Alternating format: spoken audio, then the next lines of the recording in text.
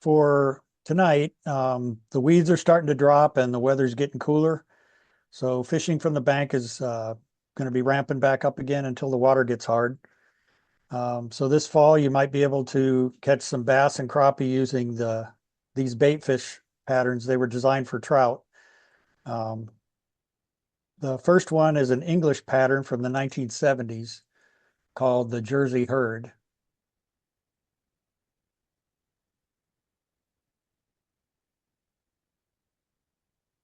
And that's what it looks like. Um, it originated in England by Tom Ivans in the early 1970s for reservoir fishing. The name Jersey Herd is actually, it comes from the gold colored foil on milk bottles that they had then, known as gold tops. That's the material that was used to wrap the body um, of the early patterns of that fly. At the time, Jersey cows were renowned for providing the best full cream milk. And so that's why the association with the name Jersey Herd. Today it's tied with, we don't have that foil. You could probably use just about anything gold, but the most common thing most people use is the gold mylar tinsel. So I'm going to switch to the materials and we'll talk about some of that.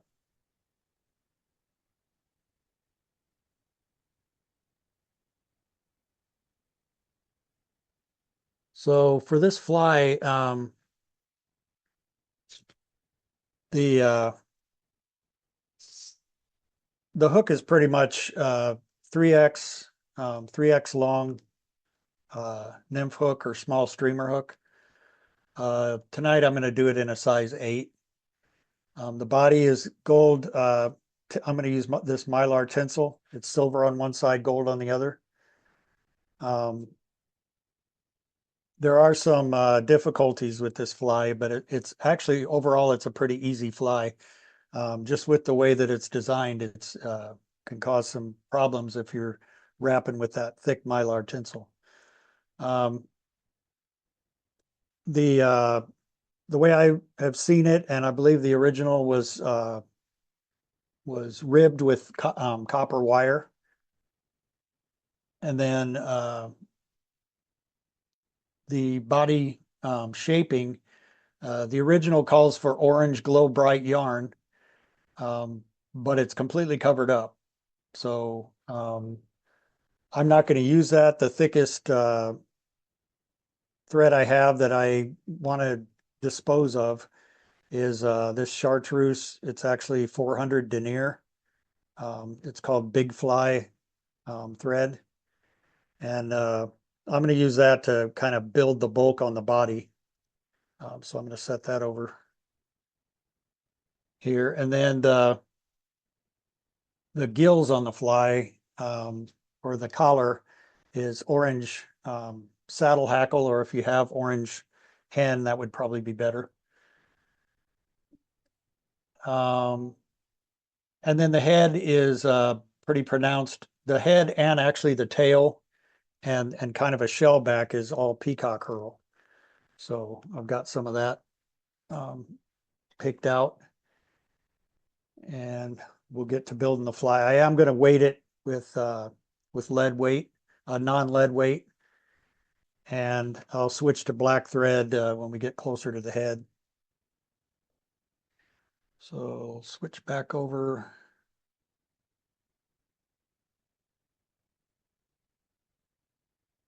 It looks like Al had to run. But I appreciate him giving his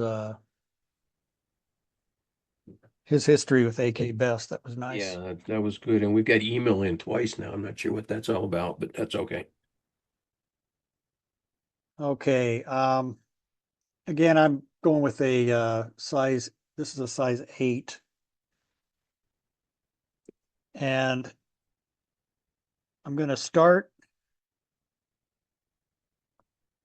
because this is real fat heavy thread. I don't want it to slip, so I'm going to wax it a little bit with just this thread wax, just to help it grip real good, because I want to tie down some weight. So I'm going to give it a good, quite a few turns there.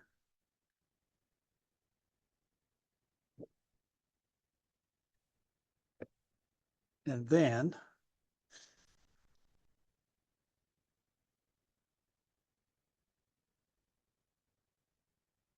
real tight, I'm going to come back toward the front, and I want to leave space for the head. I don't want to crowd it too much, so probably almost 2 eye lengths back. I'm going to start that lead wire. I'm doing as tight a turns as I possibly can here, just to hold that down real good. And now, holding my thread tight, I'm going to put like a 90-degree bend in there. I'm going to try not to completely unspool that. Now, I'm going to start wrapping it and just bring the thread along with it, about maybe 7 wraps.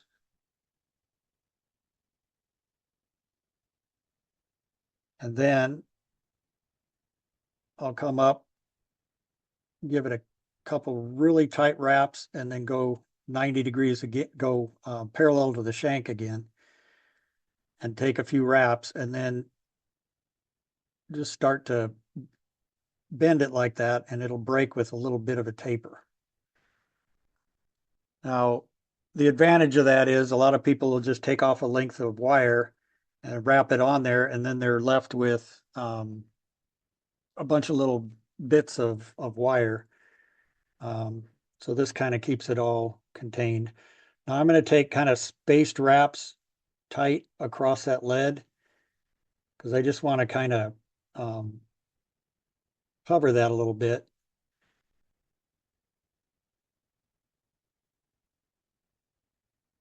So I'm going to come back here and then just try to make a nice smooth taper. I want this to look like a bait fish. So I want it to have a little bit of a tapered body here, and make it as smooth as possible for the Mylar tinsel. If it's too lumpy, could end up with problems.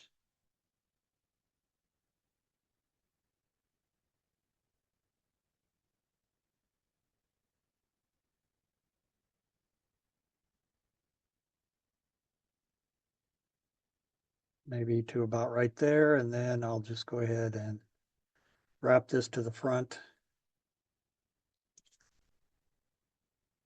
and really just a couple half hitches is a hitch, right? And I can get rid of this big fish. The normal. My mic.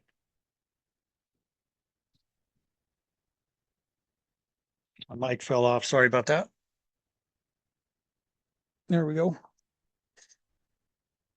going to start my black thread back on there.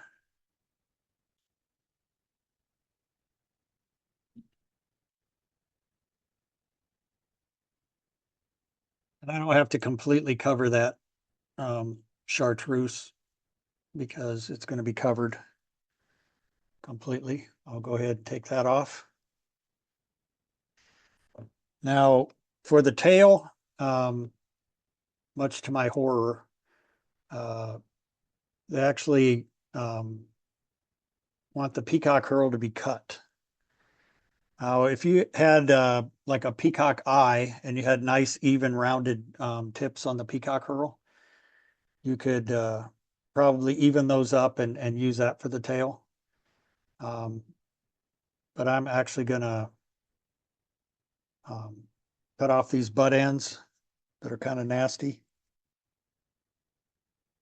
Bring my thread back to the front, towards the front.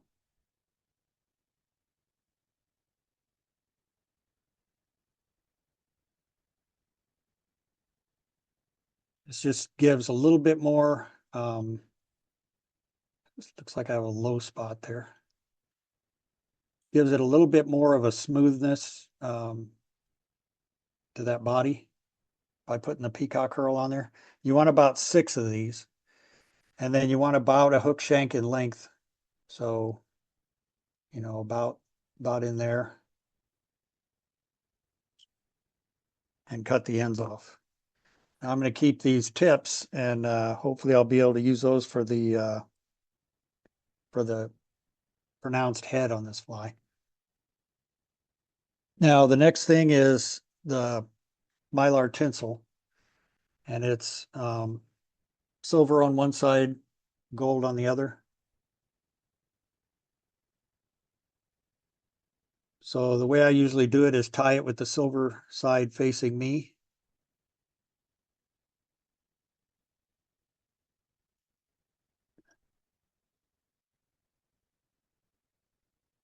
And that just seems like a low spot right there. Now I'll come back to about right here. And I just like to have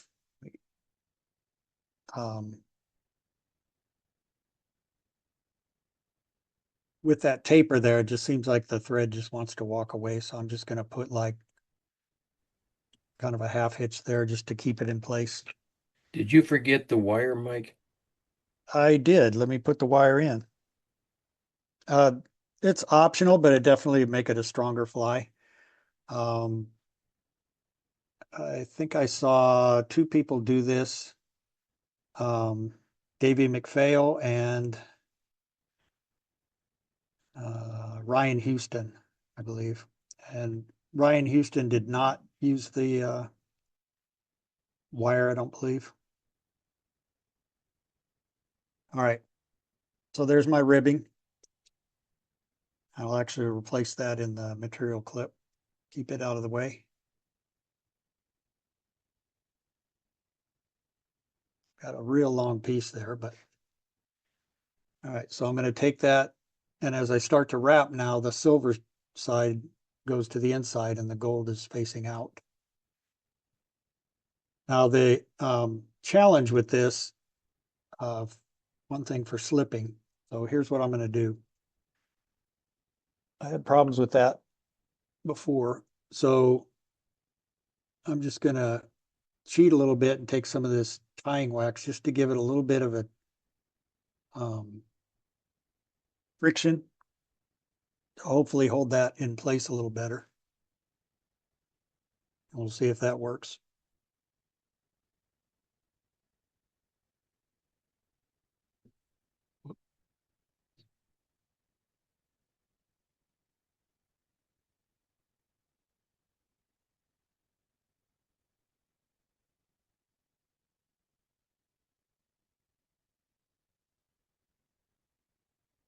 Cover that as best you can with gold, and you usually end up with a little problem here toward the front.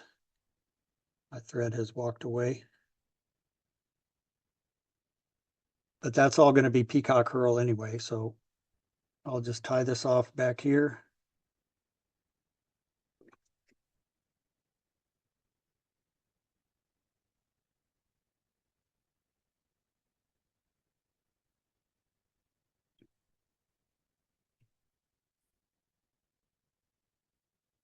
And then I'll take the wire. I'm going to reverse wrap. I think the way that, yeah, that's holding it down a little better. Reverse wrap, so I'm coming across those wraps with the copper. And then I'll just take a few wraps up here to the front.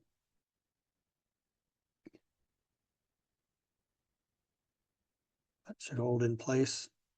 And I'll tie that off.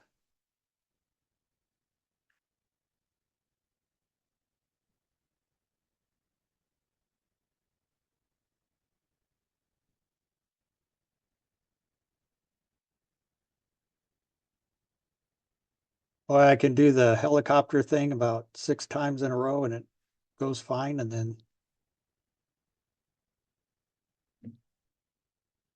there it goes. broke off. So now up here, I'm going to take an orange saddle hackle. Zoom out a little bit here.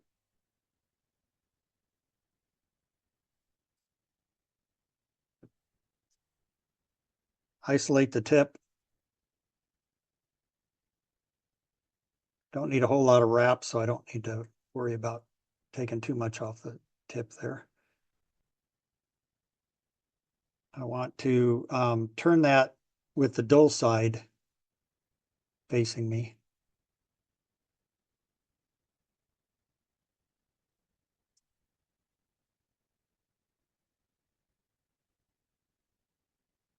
Make sure that's nice and tight.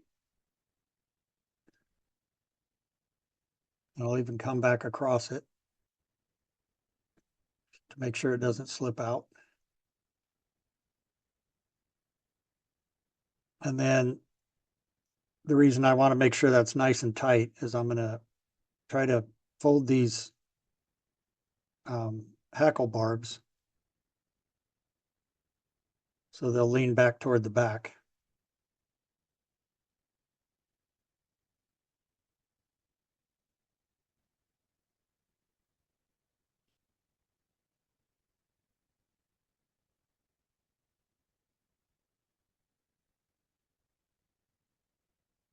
Put an orange collar on there.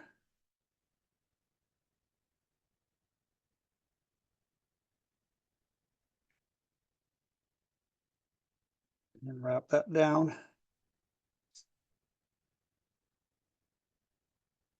The stem out of the way, and then I'll clean up a little bit for my peacock curl.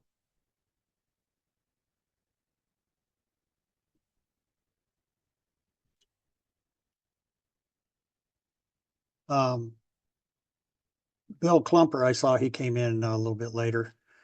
A lot of the lakes that he fishes up there in Iowa probably have yellow perch, I assume. And any lake that has yellow perch, this would portal or big elk. We have yellow perch, and then we've got crappie and your yellow bass and Right. that But kind of stuff. this looks like a pretty good representation of a small perch too. So there's the collar, and then I'll take probably only about 4 of those remaining cock curls. Try to get them even, but I can cut the tips, I guess.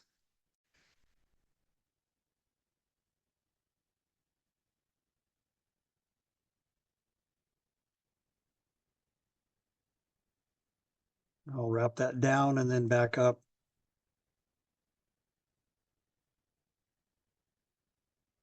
Ooh. Like I said, the main frustration with this fly can be that slope. And again, I think in this case, thread wax might be my friend. Give it some tackiness. Wrap back over that so that surface is a little bit more tacky. Then I can take my peacock curl and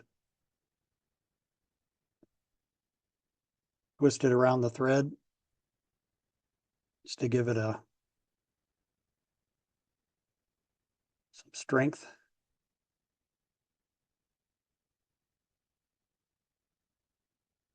And then wrap a big pronounced peacock curl head.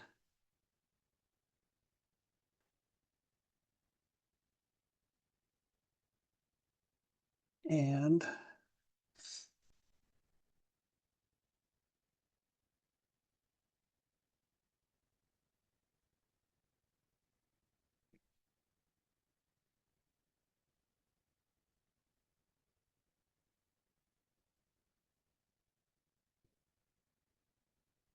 that is the Jersey herd. I should be able to just snap those off. So with the copper wire and then the thread supporting that peacock herl, that should last through a few fish. We'll head cement, and we're done. I should probably clean out that eye. It looks like I got some glue in that. So I'm going to take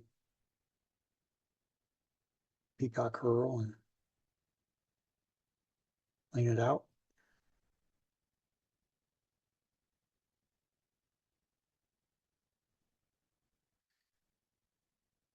Now the next one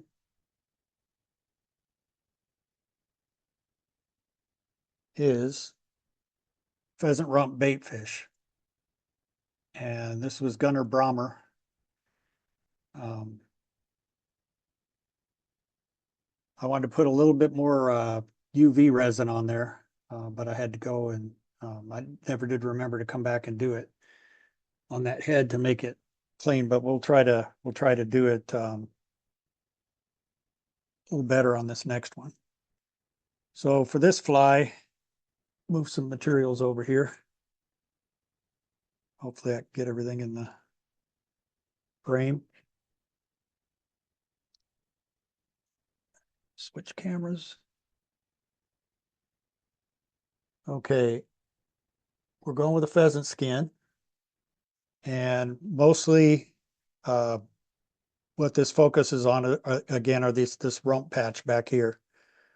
So these feathers with the mottled blue and green tips down into the red a little bit.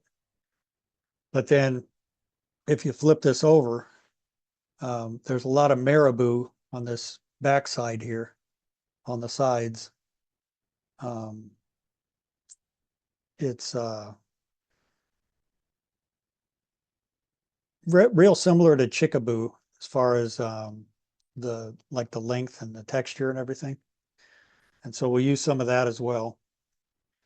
And really, as far as the fly goes, that and thread is the pretty much that thread and some eyes is about all that all you use on it. Again, it was developed by Gunnar Brahmer, designed to imitate a small bait fish like a sculpin or minnow. And I think it's an excellent baby bluegill. It's tied with, again, mostly the pheasant rump and the marabou. So I have some UV resin and a light. I'm actually going to use the first time I think I've done a fly on here using monofilament thread. This is pretty old. It's actually Larva Lace is the company I got it from, but there's a lot of thread companies make monofilament thread. And I just don't know the size of this. The other one was very fine, and this is a little bit bulkier. So for this fly, there's two feathers that I already pre-selected out of here. Actually got three in there. Here's the two.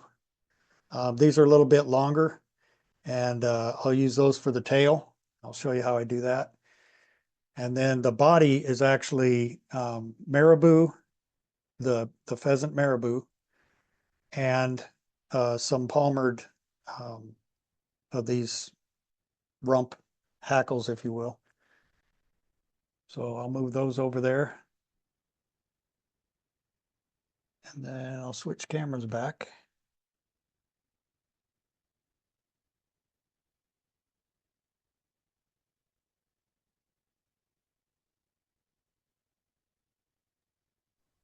I would say Clumper's Clump should have a few rump feathers. You do. So that was the Jersey herd. And That's the recipe, if you will, for the pheasant rump bait fish.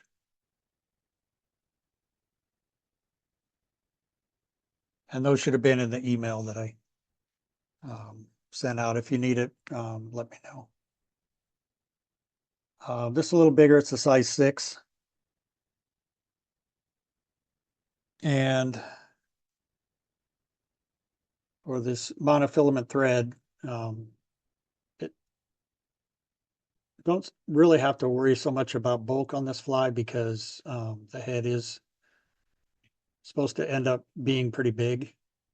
But I'm going to start this in the normal fashion, but I'm going to go quite a ways down the hook shank.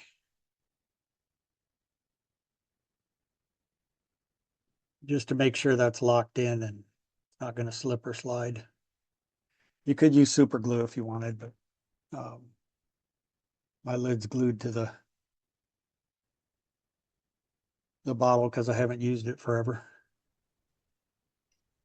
So, Mike, do yeah, you know why the monofilament thread? actually, you'll probably see that when we're doing the head. Okay. The only real reason you could use any thread, the only real reason is it's a pretty neat way to put on those eyes, those stick-on eyes. I'll get to it when I get to that point, but you can basically wrap over it with that monofilament thread. And when you put the UV resin on there, the thread disappears. Okay, thank you. So that's the reason. Now, with these rump feathers, they're usually real thick stems at the base and they're curved. So just to try to get them under control, you can kind of snap that rachis a little bit just to kind of straighten them out. And then these, of course, have that after shaft feather here that is pretty useful for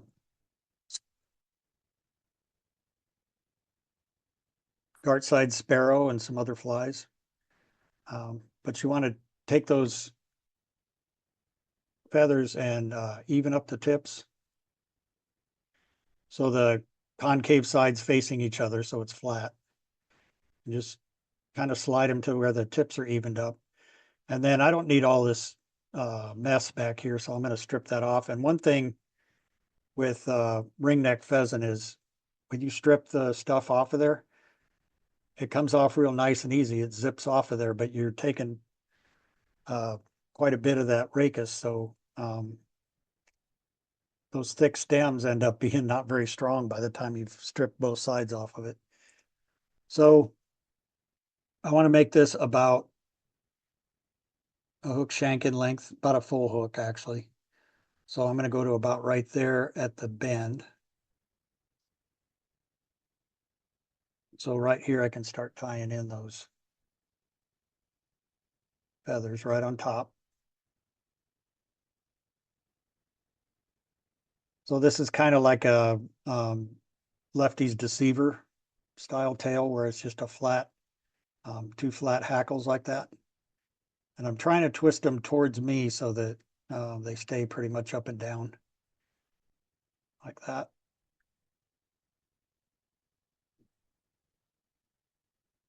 And I'll come forward a little bit and then sometimes those will break, but I think I've got enough bulk on there to where they won't. So let me snip those out of the way. So the first thing we'll do is we'll take another one of these hackles and isolate the tip. If you're having trouble with that, you can grab it with a hackle pliers and then stroke this back. These are kind of like hen hackle where you stroke it back and they stay back pretty good. And really, I'm just going to leave that tip section in there. So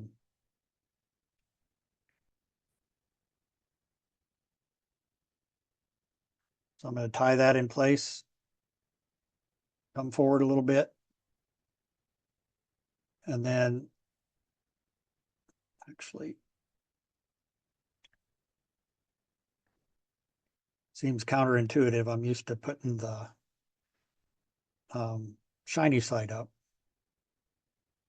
But I want this to kind of lean backwards, and I can force it to anyway. So the dull side facing me.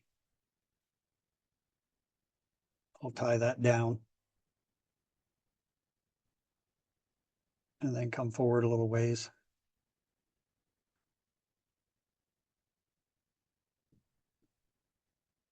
And just palmer this like a woolly bugger. I've got that tied down, don't I?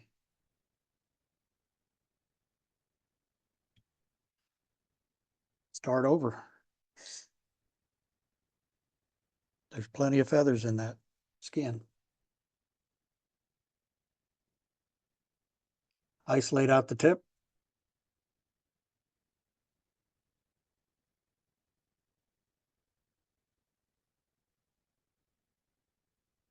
Tie that in with the dull side facing me. And come forward a little bit. That way when I start wrapping this,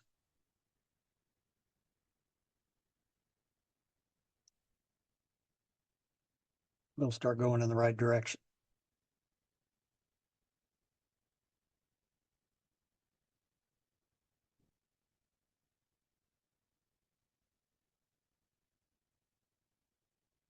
And you just want to use this until the stem starts to get real thick. And then go ahead and tie that off. You can leave a little bit of that fuzzy stuff in there because we're using marabou anyway. Now, as you tie this down, you kind of want to go over it a little bit. I don't know if you can see that if it's zoomed in enough, but I went over it a little bit just to hold all that back. Then I'm going to come forward to the front. Flip that out of there. Now I'm going to take this marabou and the easiest way I found to do is actually go in here and just grab the tip out of there.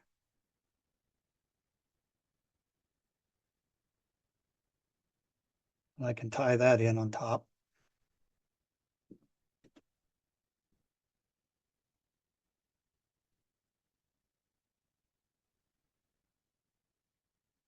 And then grab the rest of that.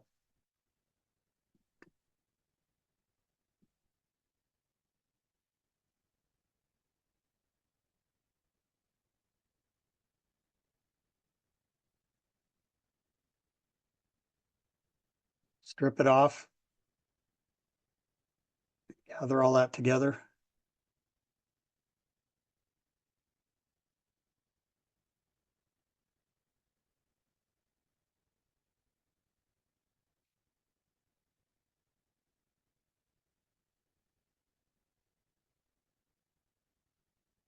Tie that down.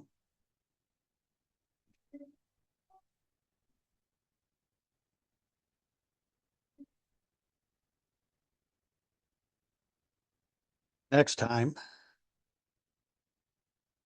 I'm going to strip that off of there.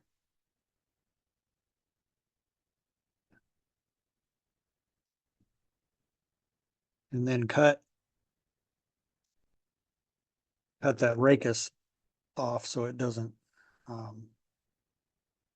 leave a big mess in there. So I'm going to take both sides of that marabou feather, tie those in.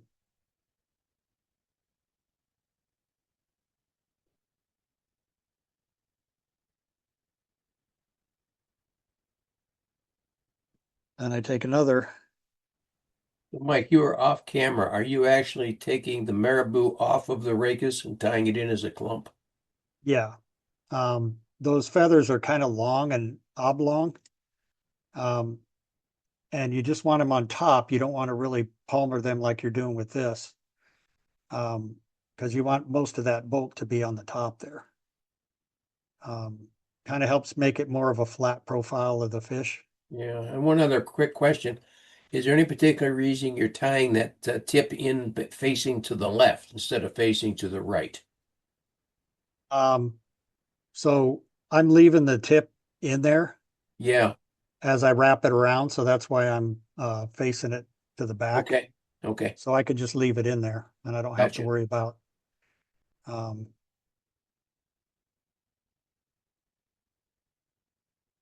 cutting it off or anything. Just stroking those back and just kind of palmer them in like a hackle on a woolly bugger. Tie that in. And then when you stroke all that back and just kind of come over that end, that really makes it, helps make it sturdy. I'm going to do one more, grab a few more of these.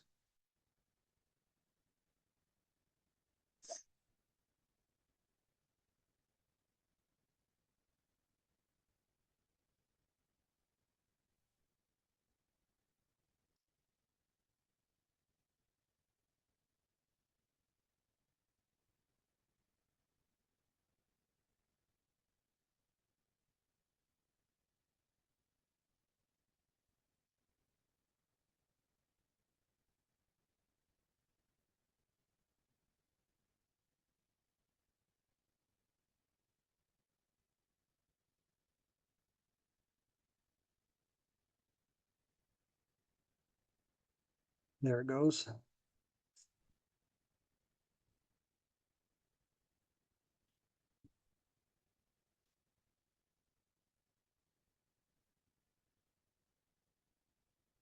So a lot of this is rinse and repeat. Stroke all that back. Just wrap up over those ends. Come forward, now then I'll do some more marabou. Now I had some smaller pieces. Where'd those go? That kind of fell out when I was plucking them. I'm just gonna stick some of those in there too.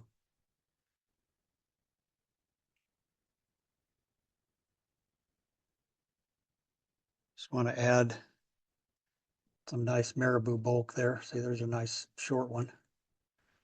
Maybe I'll cut some of that back. The thicker stuff.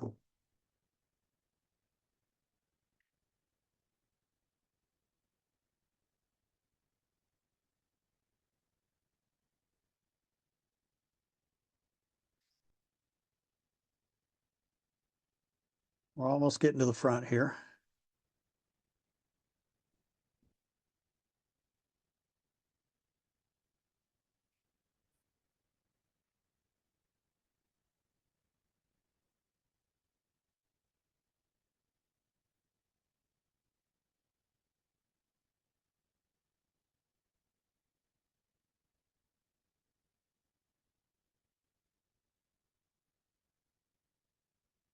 Excuse me for bumping the camera.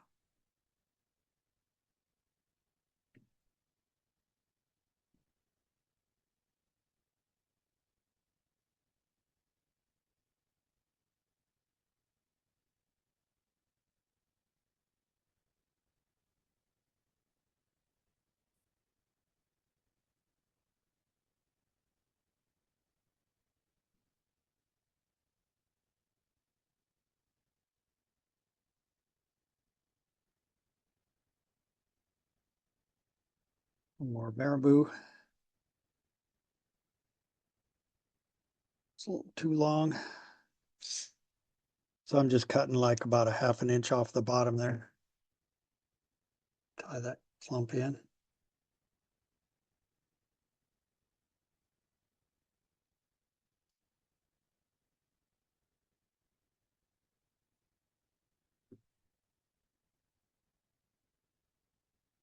Now I'm gonna, toward the front here,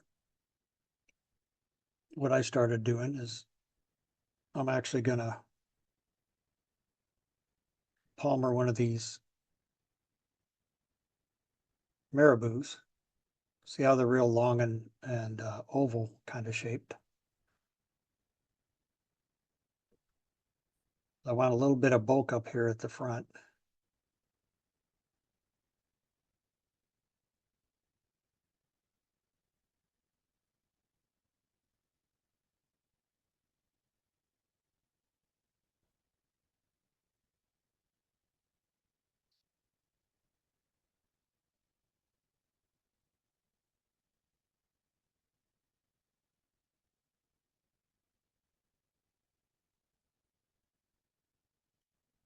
Should be able to get one more.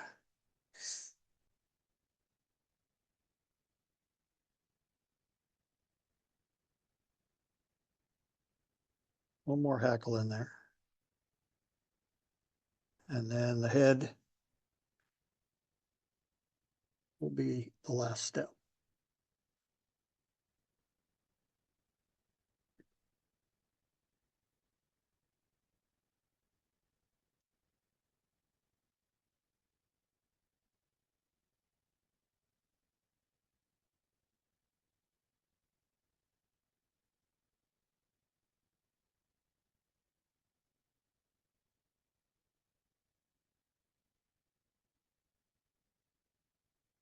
I actually want to crowd the eye on this fly.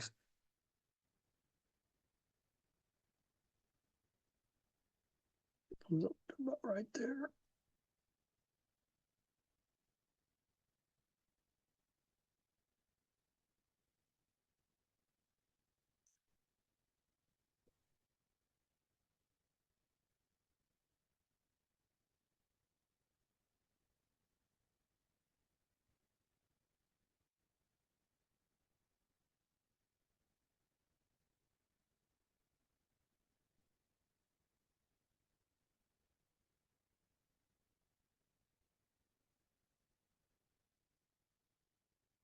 I'm going to go right about there and just kind of put a half hitch in there.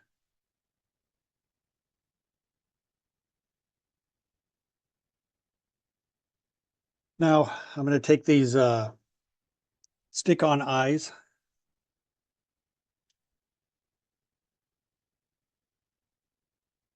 and take one off with my bodkin.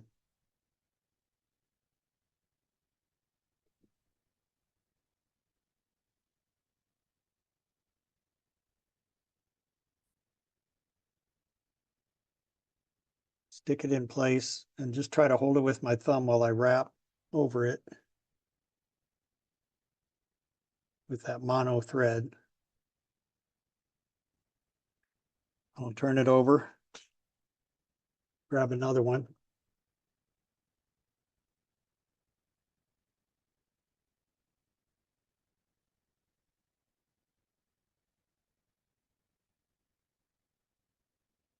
Stick it there. Hold it with my thumb and take a couple wraps over that.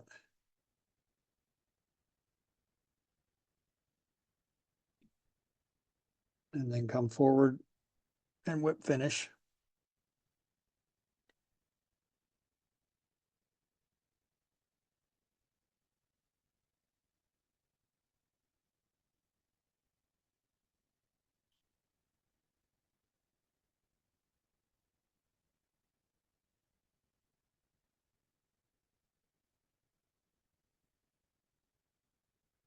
Now, right now you can see that monofilament across the eye there. I'm going to stroke all this back, make sure it's out of the way.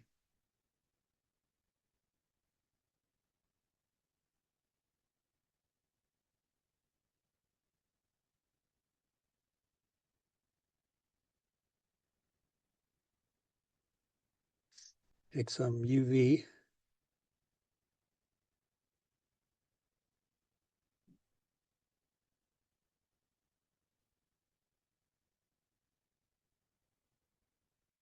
Really globbed it on there. Take some of that off. Actually, yeah, you can just kind of spread it.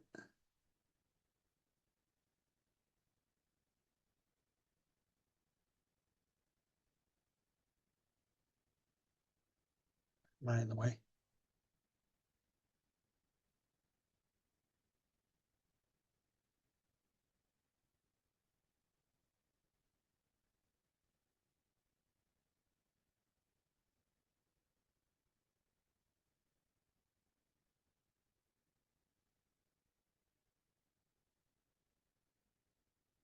Once that sets, put another coat on there and just kind of build it up a little bit at a time, where you kind of have a little hardened head there, and then that'll keep that monofilament from coming loose too. Hey, Mike, why did you use those eyes instead of like the googly eye things that we usually use? These are flat, so you can wrap over them with the monofilament, and that's the way Gunner does it. I believe his head was bulked up a little bit more to where they kind of sat a little bit more flat. This one sits pretty flat on this side. That one's kind of a little bit more oval. But the reason I used those is so I could wrap over it with the monofilament to hold them in place. The googly eyes, those just tend to break off even with UV resin. Maybe epoxy would kind of hold them a little better. I think pheasant is special, I think, because of the iridescent colors, the green and the blue, even in a pheasant tail. If you really look at a pheasant tail up close, it's got all kinds of iridescent colors in it. And I think that's one of the things that makes it such a fish catching material. But with this being a fairly flat profile, that's definitely a really good small panfish. You could drag it along the bottom. It would probably pass as a small crayfish when it's wet. There's a couple of good bait fish patterns that I haven't done yet.